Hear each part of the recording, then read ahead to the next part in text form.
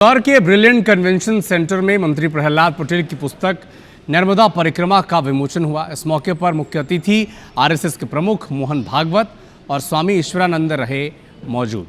कार्यक्रम में मुख्यमंत्री डॉक्टर मोहन यादव, विधानसभा अध्यक्ष डॉक्टर नरेंद्र सिंह तोमर और बीजेपी के संगठन प्रभारी महेंद्र सिंह, मंत्री कैलाश विजयवर्गीय, तुलसी सिलावट समेत कई मंत्री मौजूद रहे। प्रहलाद पटेल ने कहा कि 30 साल पहले उन्होंने गुरुदेव की सेवा करते हुए नर्मदा परिक्रमा की थी। उस समय राजनीति का कोई विचार नहीं था। मां नर्मदा और गुरुदेव की कृपा से ही यात्रा संभव हुई है और उसी अनुभव को उन्होंने पुस्तक का रूप दिया है।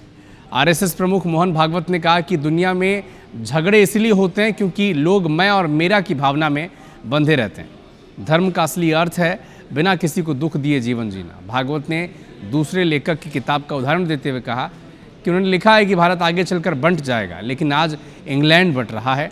हम कभी नहीं बंटे, कुछ बंटे थे तो उन्हें भी मिला लेंगे। गला कटने का काम, जेब काटने का काम पहले दर्जी करते थे, अब पूरी दुनिया कर रही है। जब तक हम मैं और मेरे के भ्रम में हैं, तब तक फिर वो और उसका ये भी है।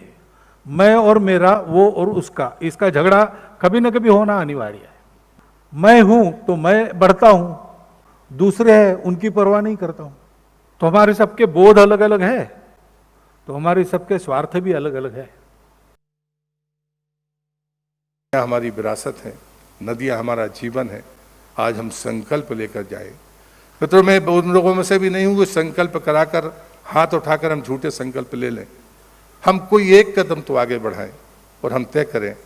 नदियों को नाला बनाना, नदियों को नहर बनाना, ये गलती हमारी है।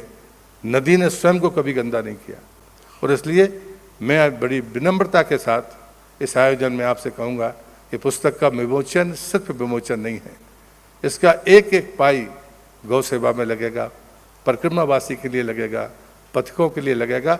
ये मेरे परिवार ने तय किया है।